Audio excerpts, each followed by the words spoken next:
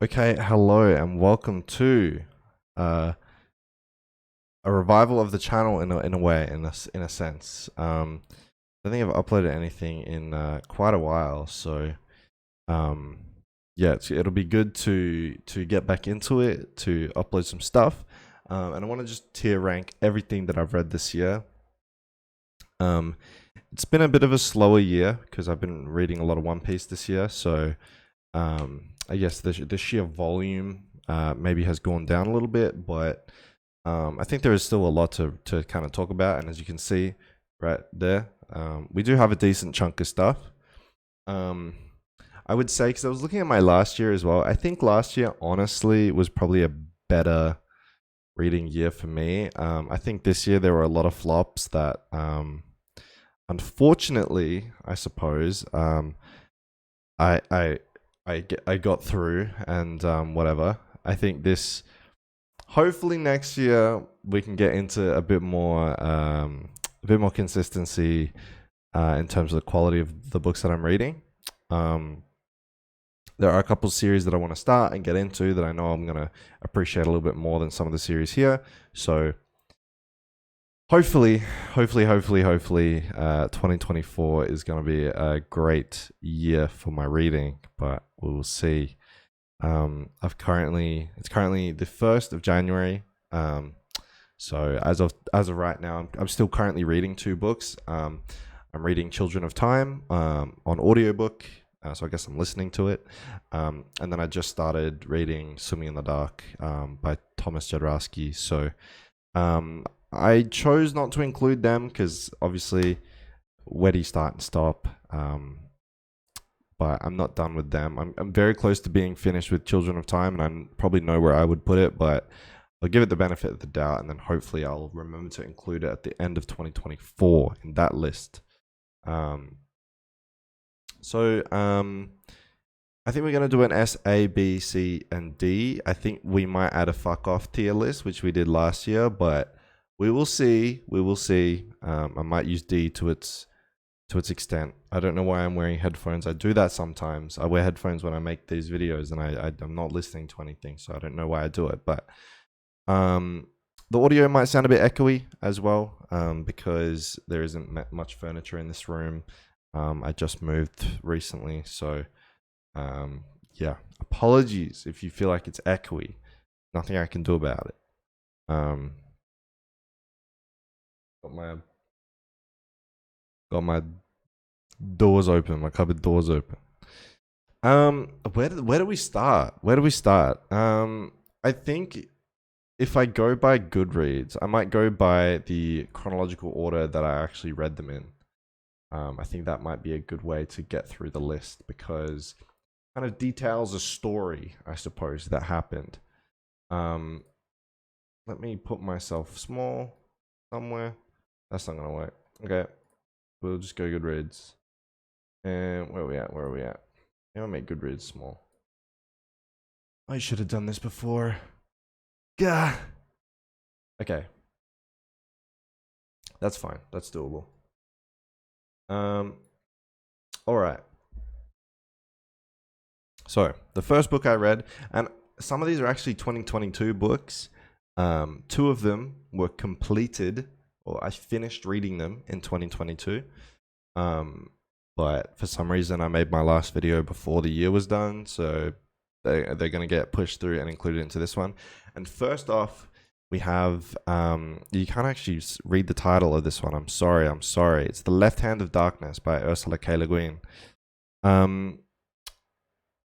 I think I feel very mid on this book. It's not that it was bad, but it was not that it like blew me away either. I remember reading certain passages and chapters of this book and feeling like I'm so bored. I'm just trying to get through with it. But at the end of the day, I remember quite liking it. So it's either going to be top of C or bottom of B. But for right now, that's where it's going to go. I'll kind of see. I kind of want an even-ish spread throughout. But we'll see. I think in comparison to some of the other books that I read this year, Left Hand of Darkness was a positive one. I think I rated it around like a um, low 4 stars. But I thought it was cool. Next book, God's Grave, which was decidedly worse than Left Hand of Darkness. So I'll pop that in C tier. It wasn't god awful. It wasn't god awful. I think when I talk about this book and when I think about this book, I do put a more of a negative spin on it. But I think it's because I was quite disappointed. I liked Nevernight quite a lot. Obviously, I didn't think it was perfect, but it was super fun. I enjoyed what was happening. I enjoyed the themes and what was being explored. I just thought it was a fun, like, YA young adult, or new adult or whatever. It's quite graphic and so I feel it's weird calling it YA, but it feels like YA when you're reading it. But yeah, this book just didn't capture me in the same way that I feel like it captured everyone else. I just thought it was a bit of a side story. I wasn't invested in any of the new characters that got added. Some of my favorite characters from the first book that I was dying to see more of, you don't see as much of them, or they change the way that they behave in this book. And I don't know, just some of a lot of this comes down to character for me, because I feel like that's kind of where I tend to aim my enjoyment of books. It's mostly looking at the characters, but yeah, something about God's Grave just really didn't tick the boxes for me. And you think it would, it's like death games, gladiator games, that kind of thing, which usually I'm really positive on. That's a huge bias for me, like Hunter x Hunter, Chunin exams from Naruto, Hunger Games, even something like Red Rising or something like that. They always kind of tick the box for me, and I at least enjoy it. This book was like one of the examples where I didn't actually find much pleasure out of it, but I still think in general it's worth reading. I think most people will enjoy it more than I did. I think I just clashed a lot with like the romance and the characters and things like that. I just didn't find it as intriguing as I had hoped. Next, we have Tress of the Emerald Sea, which I did enjoy quite a fair bit. Again, I'm not sure if it's going to be bottom of A or top of B. There are some critiques that I have with it. I might just pop it here for now. Yeah, I do have some critiques about Tress, for sure. I don't think it's a perfect book by any means. And I get that a lot of people love it for the vibes, the story, the fairy tale vibes, and the retelling of certain stories and stuff. I liked it. I think the Cosmere stuff was cool. I liked what it did and what it explored. I liked Tress's character. I liked some of the side characters that were there as well. Brandon Sanderson always comes through with some like pretty decent characters, I think. And this book was no great exception to the rule, which I feel like there have been quite a few exceptions to that rule recently. So I'm kind of doubting myself a bit there. But no, Tress was good. Tress is very good. Yeah, the humor really is what kind of drags it down for me. And some of the storytelling and plot stuff, I think I don't know, I just found it a little bit not unrealistic, but I don't know, less grounded. I mean, it felt very airy and whatever, but even just like them living on the Spore Island, I'm thinking about how does technology even possibly advance in a world like this. I struggled with that part of it as well, which I hadn't really talked about too much, but it is something that I considered as well when I was reading it. Still good, still great. I recommend it. I had a good time reading it for sure. The Grace of Kings. Now, this book has flown away from my memory. I remember enjoying it. I might put it top of B. I think from memory, I have a more fond memory of this book than I do of Left Hand of Darkness. But I I really struggle to remember like what happened in the Grace of Kings, because I think a lot of people, when they talk about Dandelion Dynasty, is like, yeah, the Grace of Kings is more of a prologue, and then you get to the the trilogy almost, and that book's where the series kind of goes crazy. And I didn't watch a whole lot of Grace of Kings content. I didn't talk about this book much with other people. I think my review was quite short. I remember this book jumps around a lot as well to like heaps of different POVs, and you'll jump in with a character and think, oh, this is a new POV that we're going to explore, just for them to die, and then you kind of get slingshot into another POV. It felt almost too grand, you know, it had too big a shoes to fill. But I really did like Ken Liu's writing. And I remember enjoying the ending where it ended up, that sort of thing.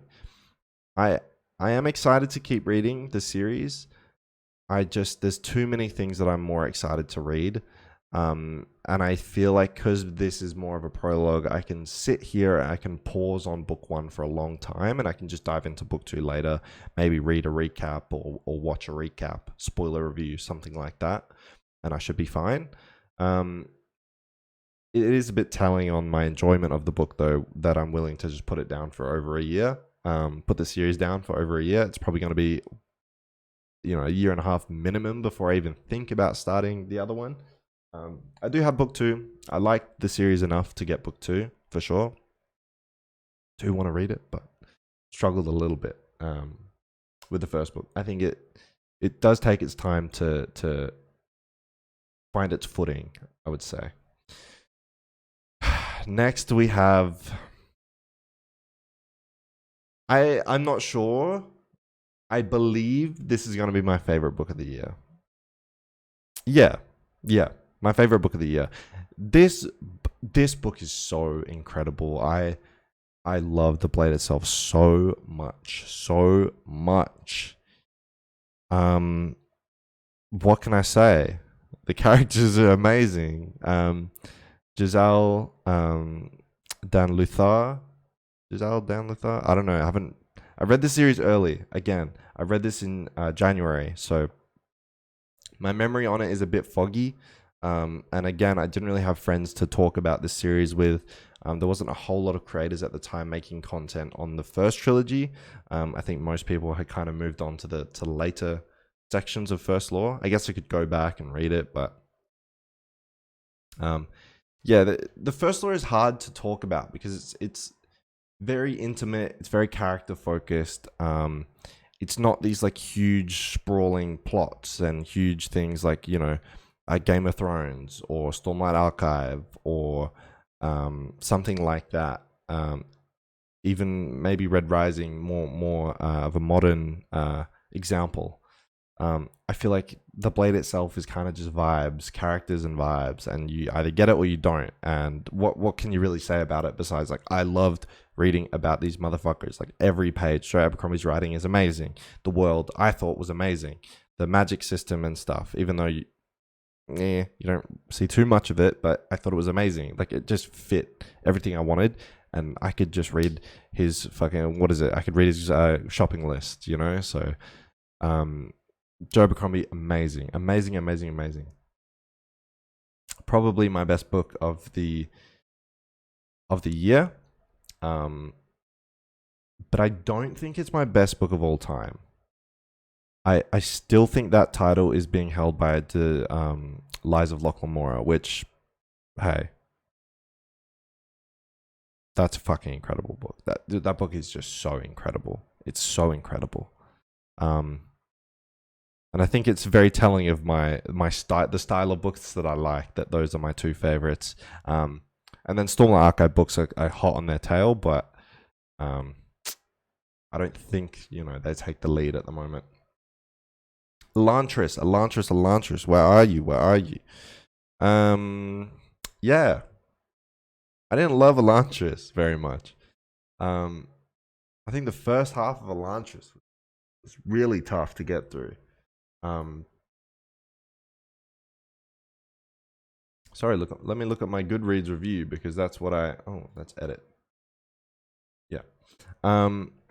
yeah, there was always these like really helpful dandy solutions to like every issue. I remember there was a lot of characters that would gamble, like take huge big risks, um, and you almost think like, why would you ever do this? Like, it doesn't seem like they have enough information to be taking these kind of risks, but it always pays off and it always works out for them. That always frustrated me. Serene, who's like our main character, the main girl of this novel, I personally felt like she felt like every other woman Brandon Sanderson writes, outside of like Navani, Yasna. There may be a couple other examples. Lift, I suppose. But she just felt like an amalgamation of all of them. Not really Vin as well. I guess Vin is a bit more different, but she had flavors of Vin, I guess, within her. Just being like, when this like strong woman comes in and out politics in this foreign court, I feel like that's just so done so often. I mean, it happens in Tress. It kind of happens in Yumi. If you're pointing out other aspects, you've got Shalan as well that does it. You've got Steris that does it. You've got Marasi that kind of does it a lot of the time. So it's I don't know. It's just a character that I feel like, I don't know. For some reason, I feel like I'm reading the same person over and over again. But he does that with some of his male characters too. It's sometimes hard to make them feel super different. So it is what it is. I thought the characters were really dull. Someone does blackface at one point. I don't know. Let's just pop it down there. I think it's probably the weakest entry of the Cosmere. But it's definitely not the worst Brandon Sanderson book I've ever read. So keep that in the back of your mind. That'll come back to haunt you. Before they're hanged, I mean, come on. What do you want from me? Hey, hey. It's great. It's fucking incredible. It's great. I don't think it's better than The Blade itself, but I think it's like just as good. Maybe slightly not worse, but slightly not my preference in some very, very small things. If it's more of just this one is better. There's nothing wrong with Before the Hanged. It's an incredible book. 5 stars. Amazing. But I just like The Blade itself more. And as a Giselle fan, these 2 books, these 3 books, Giselle. I'm freaking out. Dark Dawn, where you at, girl? I'm gonna put this behind Tress, and the reason why, I really enjoyed Dark Dawn. I thought it was a return to form for Jay Kristoff, which I was kind of like, maybe I have to drop this dude. Like after God's Grave, I was like, maybe he was just a flunk, a one time he fluked it. I don't know what I'm saying. He one hit wonder, and I was like, maybe I need to put bro down and say goodbye to Jay Kristoff. But I was like, no, I'll see the trilogy through. This book wasn't that bad that I would not consider going forward. I was just scared for the future of the series, and I was like, if it keeps going like this, we're done for. It was not. It was a return to form. It was really good. I do remember there being a ton of fake out deaths and resurrections and random ass shit. And I don't remember too much of this book, and I have no idea why. I remember God's Grave really well. Like, I remember the sequences and things that happen, most of the characters that take part in it. Dark Dawn, it just felt like, which was fine. It was good. I liked it for sure, but I don't really know. I remember the magic being a bit like, just crazy. Like, stuff was just happening. I don't know, there wasn't like an explanation as to how that was going on. And I remember thinking that it should have been a duology. It should have been Nevernight and Dark Dawn. God's Grave did not need to happen, bruh. Like, did not need to happen. I just don't know if just from reading it, I'm like, you could have just combined those 2 books and be done with it. I would have been more satisfied for sure. But Dark Dawn was okay. It was pretty good. Um, it was a very satisfying ending for me. And I also remember the romantic interest. I will say that is with Mia for most of Dark Dawn. Trying to be quite vague here. I wish that they were able to do more because they were one of my favorite characters from earlier on in the series.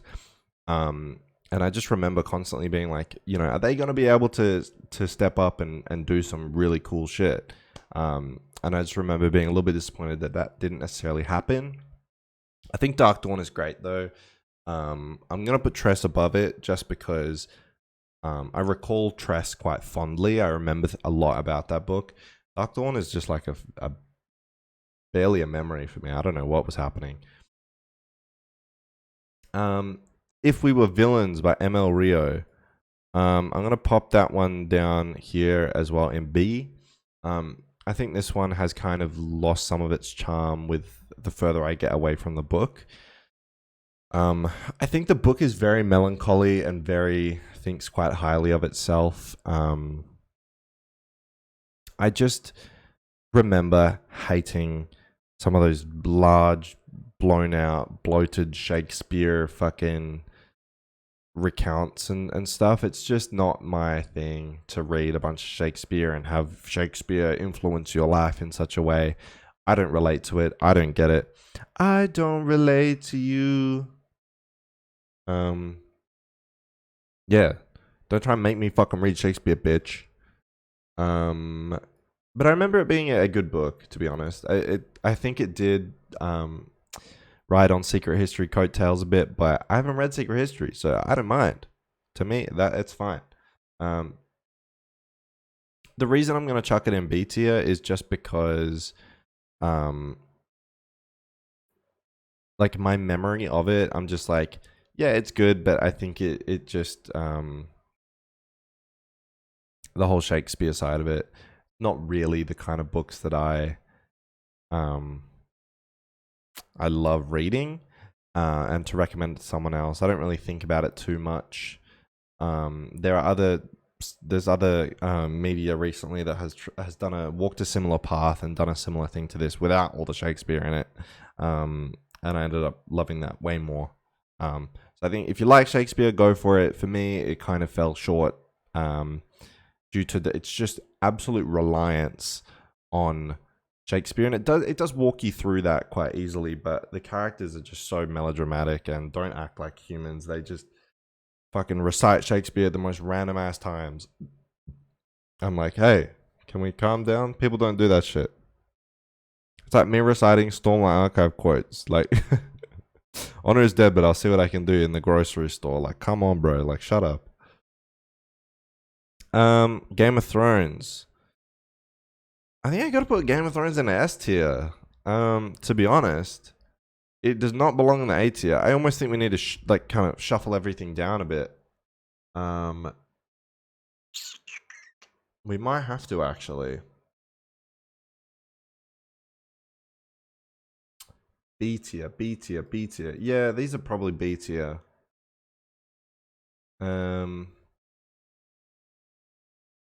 These aren't. We need the fuck off tier. I'm telling you. I'm telling you. I'm telling you. It has to happen. Why is that? Oh, do some formatting on the fly. We'll make this pink, and we'll say, we'll say, piss off, piss tier. We'll just call it the piss tier, okay? No, these guys can go in D. These guys can go here. I think I gotta put respect on my boy's name. Game of Thrones is lit. That's a lit ass book, and I will not take no for an answer. It doesn't really. Game of Thrones is weird because it doesn't. It doesn't like I don't have the same just unfettered love for it that I do for something like Joe Abercrombie. But then it's hard to know. Is that because I've read watched the series and loved the series, so I'm just kind of reading the book and just enjoying it a lot? Or is it because George R. R. Martin's writing doesn't capture me in the same way that Joe Abercrombie's does? I might chuck it in A. A is respect. A is some goddamn respect, but there is some weird shit in the books too. Some weird stuff be happening. Which if you can survive, I almost want to put this down because I'm just so over it. I would never read this again. I would probably read these again. Grace of Kings. Yeah, you know what? I'm gonna pop that in C tier. Even though I ranked this 4-star, these are 4-star. These are all below 4-star. I just feel like it's not aging as well. Not aging as well. I don't know. It's my tier list. I do what I want. Honestly, so far the year wasn't too bad, you know. But there are some things coming. There are some things coming. Okay. Republic of Thieves, which it hurts me. It hurts me putting this in C tier. I'm gonna put it in B, and the reason why I'm gonna put it in B is because it's part of a series that I love, and this book itself, while it disappointed me a decent amount, and I think it's definitely the worst book of the three. I think it also just continues to be an amazing, written by an amazing author, amazing characters. The story that is being told is just, is still really, really cool.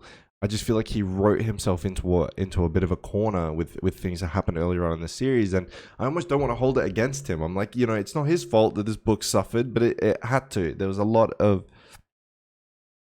things that this book was trying to do, and it didn't necessarily succeed. It almost needs its own tier in the middle here. It's so hard. It's so tough. I would definitely reread this again though. If say the fourth book came out, which we don't even need to talk about happening, but fourth book came out, I wanted to reread the whole series, and I was going through. I would happily pick up Republic of Thieves. I think I would struggle again to get through it, but I know I would want to. Something like If We Were Villains, I wouldn't want to. Grace of Kings, I would probably, but again, I would struggle with that, but for different reasons. I think Republic of Thieves is easier to get through. The flashback sequences are probably actually my favorite, which is so rare. But my problem with that is the stakes were really low because you knew where they ended up anyway. All right, now we have some of the piss bangers, bro. The Frugal Wizard's Handbook: Surviving Medieval England. Ass, bro. Ass. Like, so bad.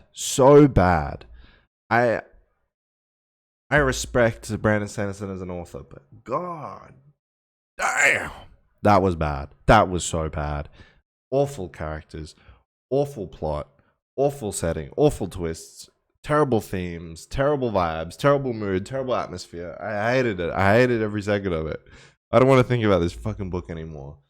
And I remember too, I downloaded it like the day it came out, the day I could get access to it. So consider me feeling like an idiot, I guess. Assassin's Apprentice. Ooh, this is hard. This is hard. S tier, dude. The fact that I made an S tier now makes me feel like I'm going crazy.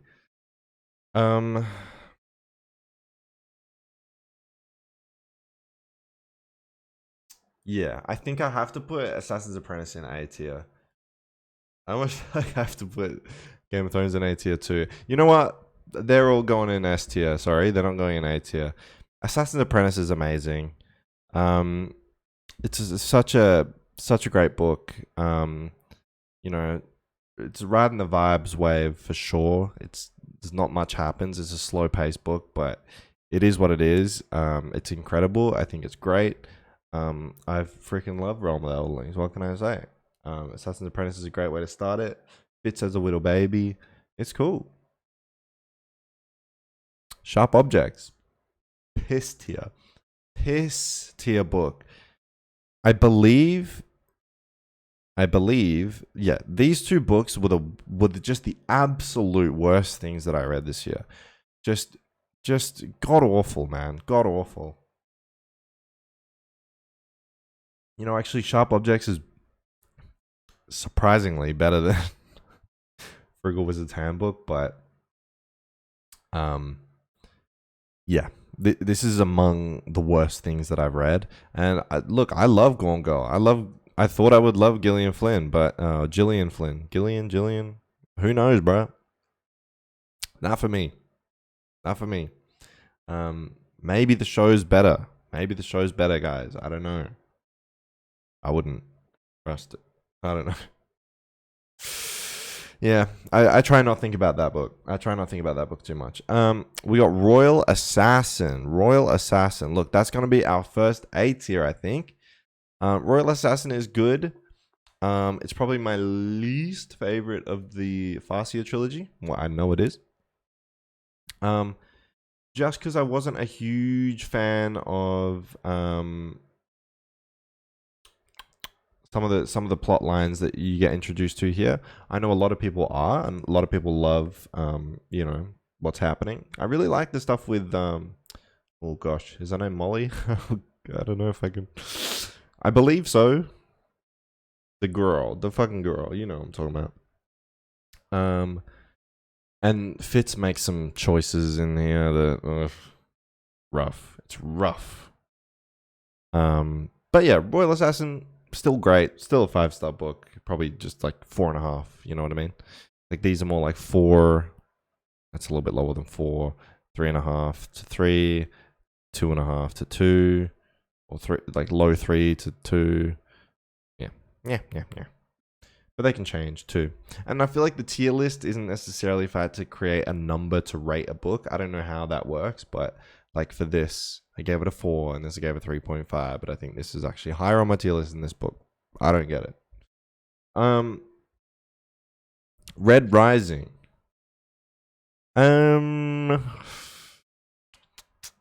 Rising was fine. I'm going to chuck it bottom of B, and the reason why is because I just had a good-ass time with Red Rising. Like, admittedly, it's not the best writing. Admittedly, you know, If We Were Villains is technically a much more impressive book, or The Grace of Kings, for sure. All of C tier is a much more impressive book than Red Rising. But what did I have the most fun reading? Red Rising. Red Rising, I probably had the most fun reading out of this entire bundle here. But was it the best? Not necessarily. I think there is a lot of technical issues with Red Rising, book 1. You know, a lot of sentences that just aren't that good. A lot of world building that is just feels a bit clunky.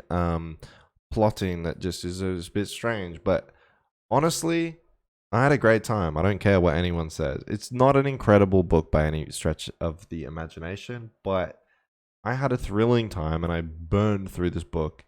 It did not take me long to finish, and every time I was excited to pick it back up, even though I was like rolling my eyes and be like frustrated at Pierce Brown because I was like, this isn't as good as it could be. But we have its sequel coming up soon. But before that, we have to talk about Assassin's Quest, which I believe is my favorite book of the Farseer trilogy. It's a tough book. It's a really tough book to get through. Again, super slow. Assassin's Apprentice is slow, but it's not that long. Assassin's Quest is slow and long as hell, boy. It's crazy, but I don't know. There are some conversations that happen in Assassin's Quest, namely one between Fitz and Starling, chapter 30. Yeah, 30. That I struggle to remember the exact nuances now because I read this back in May, and that's like that's 7 months, 7 or 8 months from now back. So I struggle to remember the specifics of the conversation that they had, outside of some of the major themes and the major points that they talk about. But just, I think it was reading that chapter, and there was a conversation with Fool earlier on in the chapter as well. So he talks to Fool and then he talks to Starling, and I'm just sitting there and I'm thinking, like, this is some of the most like impactful, just incredible dialogue and writing, and like the things that these characters are talking about are so important, not for plot, for their character and for like human experience, the human condition, and things like that. It really does get that fucking deep, and I'm not kidding when I say like that this book goes crazy. Robin Hobb just has such a firm grasp on what, like, the human condition, like the way that people think and tick and feel, and it's just so crazy, so crazy. You do have to read these slow, long ass books, but trust me, when you do get to these points, and if you do allow yourself to really dig deep and think through this dialogue and what these characters are saying and what Robin Hobb is trying to get across to you, it's so goddamn good. Yeah.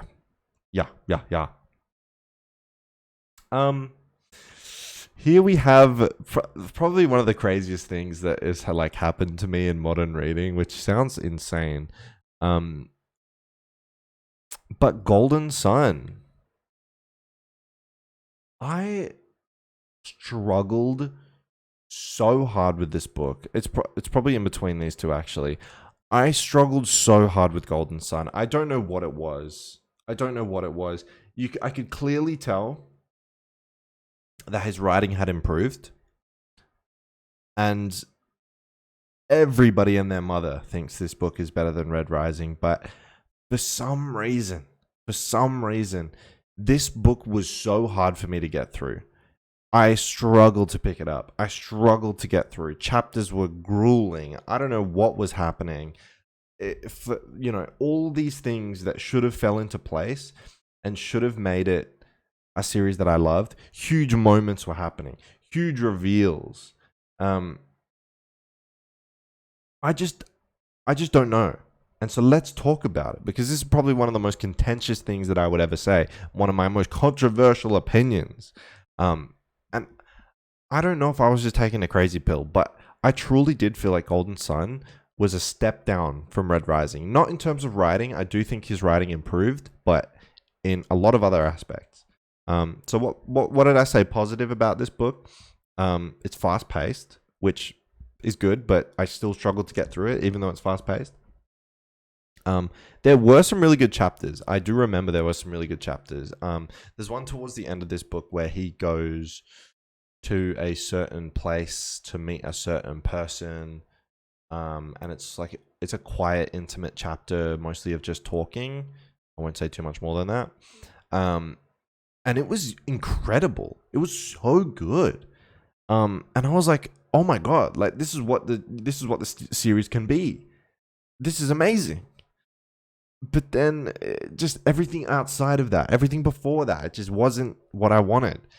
That chapter was incredible. That discussion that he had with the certain person on the certain place was really cool.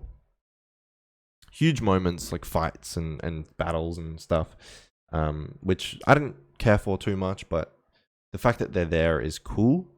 And if they're done right, they can be amazing. I just didn't feel like they were done right. Me, I don't know. I also feel like this book, and it's so hard to explain why and how, but I feel like it is so inspired by Game of Thrones, or just A Song of Ice and Fire, or the Game of Thrones TV show. I don't know which specific iteration of the story. It's feels so inspired by it, but like it almost felt like a cheap ripoff in some scenes, in some places. Like I just kept, for some reason, comparing the two, and I think it's because I read Game of Thrones I read Game of Thrones like a month or two before reading this book, so I think that may have been why the comparison felt so strong for me. But something about Golden Sun, I just could not get it out of my head that I felt like I was reading sci-fi fanfic of Game of Thrones. I don't know, I don't get it. It's a good thing in some ways because Game of Thrones is great, and there are some themes and tropes and things that he pulls from Game of Thrones. I believe this is all conjecture and whatever. Um, which when used well, it's a very interesting story that you can create using these techniques. So it kind of was like a double-edged sword where I was like, okay, it's bad, or I don't know if that's the term that I should use. My nose is so itchy. On one side, it's probably creating a more interesting story because these techniques and these things that are happening are really interesting. But then I was like, I just kind of saw that in Game of Thrones and in the show itself. So that I really struggled with that. There are some betrayals in this book that are just like incredibly predictable to the point where it just felt like I was just waiting for the betrayal. It wasn't even that I don't know, there was no excitement to it. And sometimes you are waiting for a betrayal and you know that it's coming. Again, Game of Thrones. But it's exciting to see how and when will it happen. This, I just did not feel that. I was like, okay, there's going to be a betrayal coming. I'll just hang around and wait for it. There's a lot of time skips and jumping just like straight into certain action without really setting the scene at all.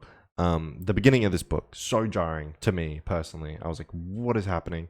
A lot of unexplained tech gets used throughout this book. The ion blade and the sling weapon. They jump out of the reptopod and the glance of the electro missile, and then the grab boots hit the Dura armor, and like I'm almost just like slow down, do it, pull a Dune, slow down and explain all this shit, please, because you cannot just be throwing electropod and the bioweapon and the few do. Like I don't know what is happening. Please slow down and tell me, please. That's kind of how I felt with Dark Dawn as well. But I think it almost makes it harder because it's technology. I'm like, I just want the technology explained to me, man. Like, just do it in a couple sentences. That it doesn't need to be so complex, but just come on, tell me. The fact that most of this book is like kind of major intergalactic politics and stuff, but the characters we're following are like straight up teenagers, bro. I'm like, where the fuck are the adults? And why are the adults not making any decisions, bro? It's like, it's actually crazy. It feels like the kids' camp. It feels like actual like scouts camp, bro. Like, where the freaking camp leaders? Like, come on, bro. It's like 15-year-olds and 14-year-olds making these like decisions that are going to affect the entire planet. So I'm like, who is letting this child do this, bro? Like, kick his ass out of the meeting room and just the adults are talking, boy. Sit outside. Like, we do not give a fuck. You do not decide what we do. Like, I did not get that aspect of it. I did not understand why that was such a big thing. Yeah, I'm going to shut the fuck up about Golden Sun. I just have a lot to say about it. I do kind of want to continue the series. Because maybe I was just in a foul mood when I read Golden Sun. Because so many people like it. So many people love it. I do own the entire series because I was that positive that I would like it. Based on everyone else's reviews. So we'll see. And I got it cheap. I got the box set quite cheap. Yumi and the Nightmare Painter. I have the better edition cover, I suppose. I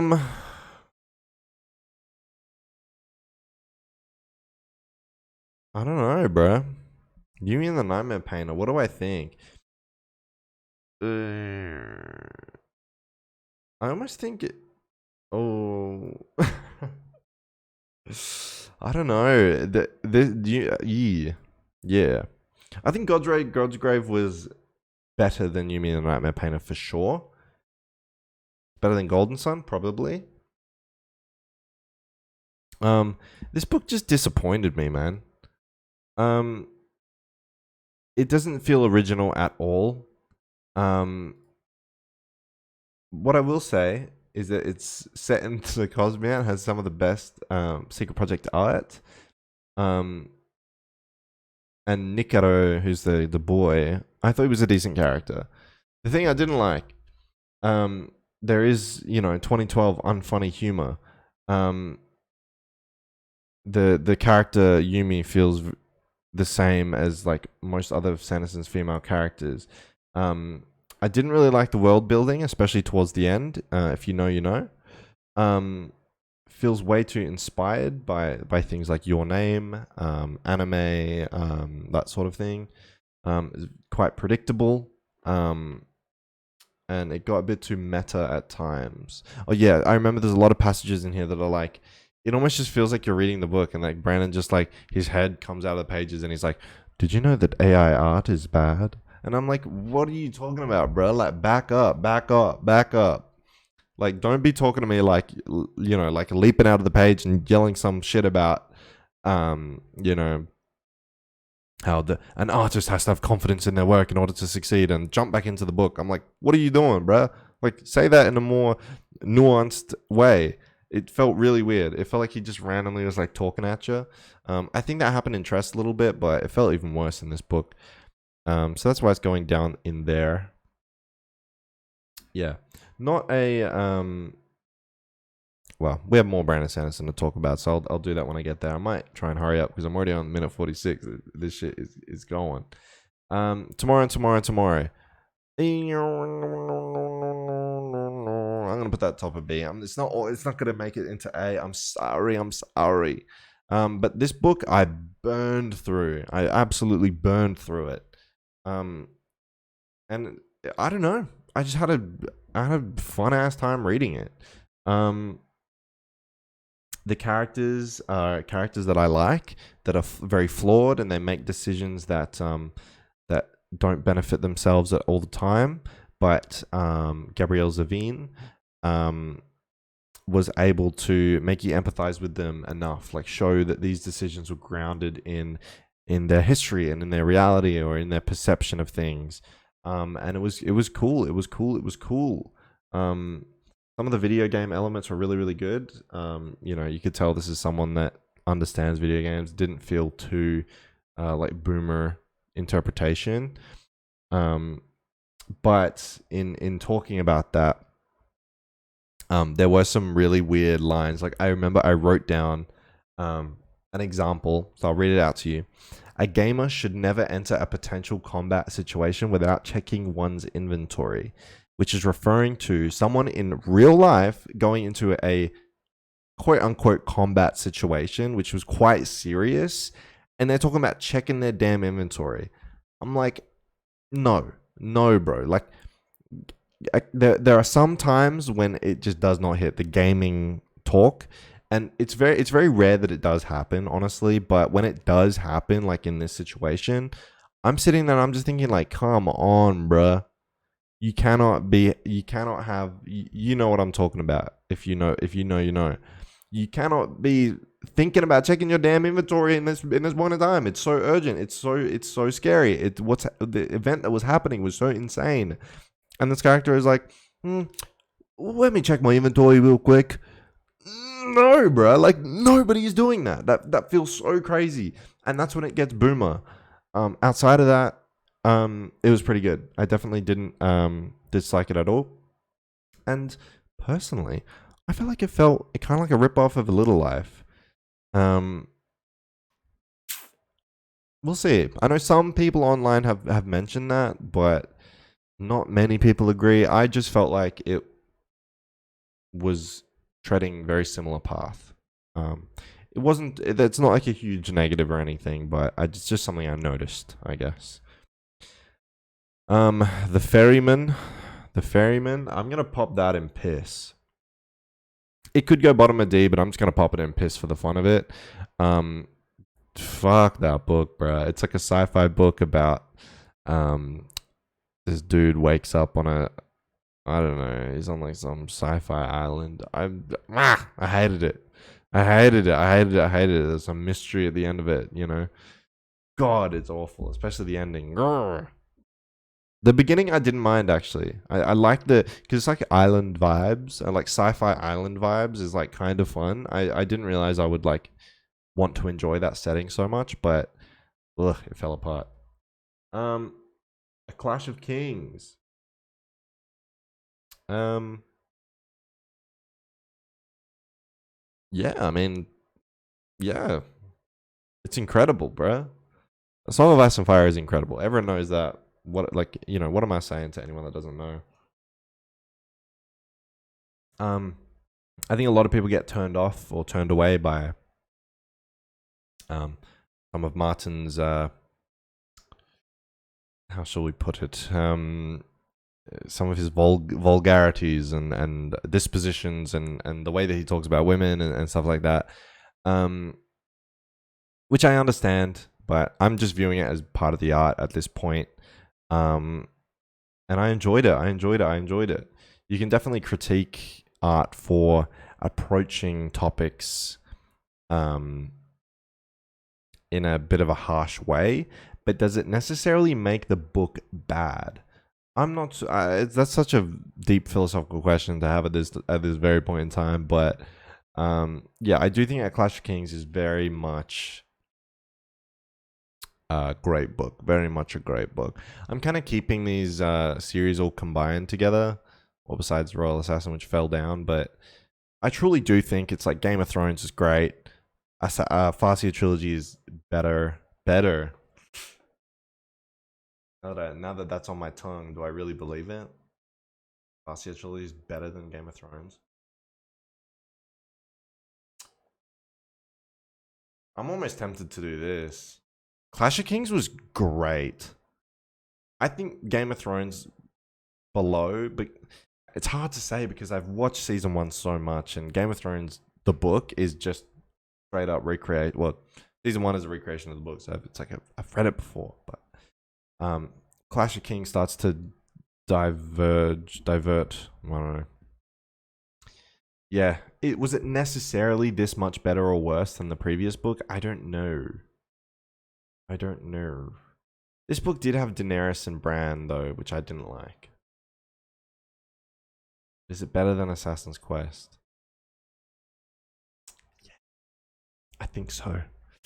Which is crazy. That's crazy. Hey, I didn't think about that until now, but I you know, I gotta put respect on my boy. It's definitely not better than First Law, bitch. Haha. Migrations. Migrations. Maybe here?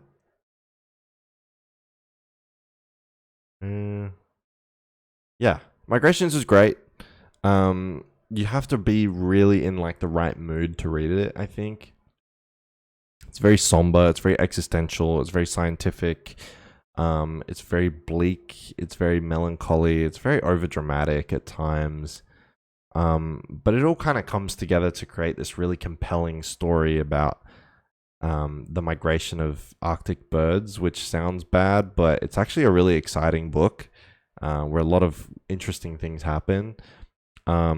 There's a lot of flashbacks, you know, dual timelines, mysteries that you know will unfold. It does get a little predictable at times in terms of like what the reveals are going to be, and it does get boring at times as well, because you'll be sitting on a boat thinking about birds for a bit. But it's definitely a vibes read. It's definitely a mood read. I ended up really liking it. I think I shed a tear at the end, so that helps. And lastly, our last piss book is The Sunlit Man. Look, I just did not like it. I just did not like it. There were things about Elantris that redeemed parts of the book and sections of the book, and I didn't dislike it that much. You know, like Elantris, I closed it. I thought, that wasn't that good. But I kind of felt entertained. I felt like I something happened. I understood things. I was entertained. I was, the story was furthered of the Cosmere for me. I just didn't. Oh, the ferryman above. I don't know. Sure. No, this book just didn't do it for me. I don't understand all the people that have been loving the Sunlit Man. And more power to them, for sure. But I just did not like it. There were some redeeming aspects. You do learn a bit more about the Cosmere, and certain characters and stuff. But it also has to be really sheepish because it's set in the future and doesn't want to spoil books and stuff. So I don't know. I'm just kind of like not about it. It was a rough year for Sanderson. What did we read? 3 of his books? No, 4 of his books, and 3 of them were in D and below. But look, we had Tress in B. No, 5 books, and 4 of them were in D and below. Oh, no. Oh, God. I gotta remind myself, Stormlight is amazing. Stormlight is one of the best series you've ever read. Don't think about these. Empire of the Vampire. Kind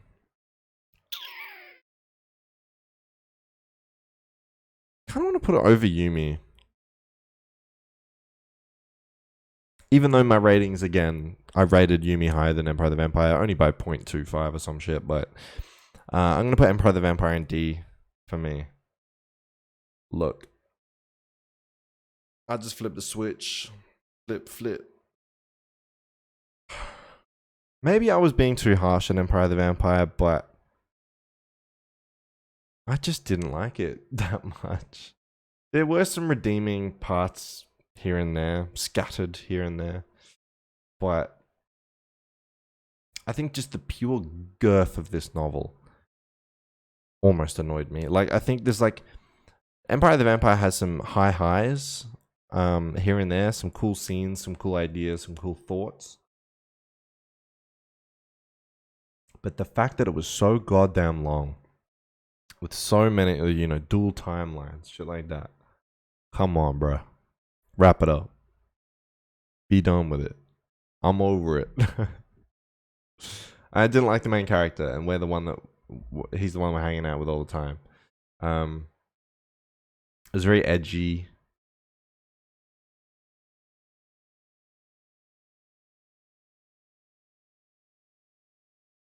And The Last of Us comparison. Anyway. Alright, 4 more to go. Wait, huh? Did I miss one?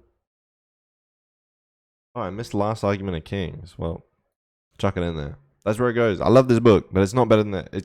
I think the first book is best, second book is the second best, third book is the third best. And then fourth book is the fourth best. I'm going to put it in A, even though I gave it a 4-star. I love this book. I love Joe Abercrombie's writing. For me, I think it just got like almost too depressing towards the end. Like I was just like, I don't know. It really, it's a tough read towards the end for me, especially because you're just watching someone descend into madness, descend into chaos, making just decisions upon decisions that are just so detrimental to their life. I want to put it above. Fuck it. Yeah, you're just watching someone just push their life into absolute chaos, and that whole kind of like you become the thing that you want to destroy, and not even necessarily the main character, but all the side characters too. Like, I'm just reading this book and I'm like, nobody is getting a very happy ending. Everyone is just suffering and struggling, and the ending for me was just, especially the last part, was just hard to get through. Because I was just, I was like, we should have learned our lesson a couple parts ago, but we're still going. And it's still getting bad. And I love Joe Abercrombie for sticking to it, for staying his hand, for just committing to the bit. It was a fucking ballsy move. But it just meant the book was a little less enjoyable for me to read, especially in that last part. And I think maybe one of the other parts too, just because it was just so downtrodden, horrific type of stuff. But hey, it was cool. It was interesting. I loved the characters. Oh yeah, and Cold Shivers, I wasn't a huge fan of.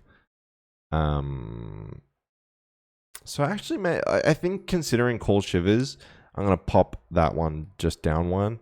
It's not that I hated Cold Shivers. I think he was fine, but I do think it's Joe's worst character so far that I've read in the series. So, and I know he's a part of a lot of the standalones. So we'll see how I feel about that.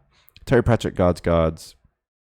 I'm gonna put it above the B tier just because I think it's so good. It's so funny. It's so different, man. It's so, I don't know. It's so unique. It makes it. It just, I don't know. It's a completely different reading experience. It's so engaging. It's so gripping, even though it's being super silly and super dumb. There is a scene at the end where, some of the guards are receiving some praise or receiving like a reward or something along those lines, and the scene is just so funny. It's so funny. I was listening at work and I had to like actually put my head in my hands and like hide how much I was just giggling at this scene. It's so funny, man. Terry Pratchett was an incredible author, like so good, just effortlessly funny, humor that ages so well, and sometimes it does read. I think this book is 70s or 80s. Sometimes it does feel a little bit old, but even when it does feel old, it feels like 2000s humor old, not something from the 80s. So you can be like, he was the fucking pioneer of that shit, and it's not his fault that humor has started to run a slightly different course in some very, very specific areas. That's not his fault, girl. And then lastly, Ship of Magic. I kind of want to put Ship of Magic here. Ship of Magic is great. It's so good. I just think I'm going to put it in A because it is very slow. It's very slow. And it is very character focused. It's very nuanced and just is a lot of just arguing between family members, and it's so compelling and it's so great and it's so amazing, but it truly is hard to get through sometimes. Hard to push yourself to keep going and keep going because you have this opinion like, if I sit down and read for half an hour, there's a potential that one person's going to argue with someone else, and maybe we'll have a chapter from some fucking serpents in the ocean. That's it. And I'm not gonna learn anything. I'm not gonna really have done that much. But I'm just gonna have experienced the vibes and listen to this argument. But in the end, I mean, it's Robin Hobb. It's amazing. It's incredible. It sets up this trilogy so well. I think Royal Assassin is great. Really hard for me to pick, which book is better out of these and this one. But this A and S have carried my year. George R. Martin, Joe Abercrombie, Robin Hobb. Bless up to these authors because they saved my reading year from all this shit. Which wasn't necessarily bad, all of it, like Ken Liu, Ursula K. Le Guin, Gabrielle Zavine. These B and C weren't necessarily bad, but they saved me. They saved me through these dark times. These dark Brandon Sanderson times, Jay Kristoff times. They saved me. You Are Music saved me. And that's where we ended up. What an interesting reading year. Honestly, I think my reading year last year ate this one up. But I did also read my favorite trilogy probably of all time, which is, the First Law trilogy. So, who really won? Who's gonna clean your toilet, Donald Trump? Who's gonna read your books, Brandon Sanderson? If you keep writing shitty secret projects, who's gonna read your books? Yeah, I mean, we'll see what 2024 has in stock. A lot of these are going to be put behind us. We'll continue with First Law. We'll continue with A Song of Ice and Fire, and we will continue with The Realm of the Elderlings. Everything else here, I think, is done and dusted. That is all being put to the wayside. Maybe Grace of Dandelion Dynasty will pick back up, and maybe Red Rising Saga. I do want to read book 3 just to see if my mood has changed, because I read Golden Sun a long time ago now. But we'll see. I will end this yap fest. We're over an hour now. But because I haven't done monthly wrap ups since a long time, probably like 6 months. I haven't done a monthly wrap up. That's why this video was so long. Because I don't plan on running it back and doing those. I'll just do them here. Talk about them here.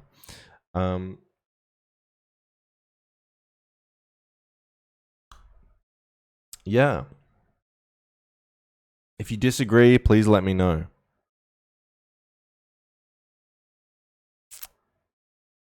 This D bracket is crazy. I want to move so many of these up and down, but I just don't know if I believe it, you know? I want to put Emperor of the Vampire up. I'm like, maybe it wasn't that bad, but I know what I said. I said what I said. God's Grave. Initially, I think I put it up here, and now I'm moving it down here. You know, what did it do to deserve that? I don't know. Yumi and the Nightmare Painter. I don't know.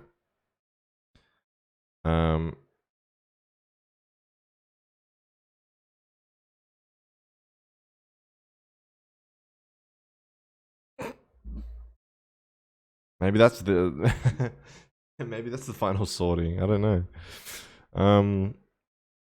Left Hand of Darkness was good. Maybe there. I don't know, bro. I give you a kiss. I'll leave off on a kiss with a kiss. Hold on. All right, you ready? Put your lips to the not the screen actually, because I'm gonna be kissing the mic. Just make the sound, I guess, of a kiss, and we'll kiss.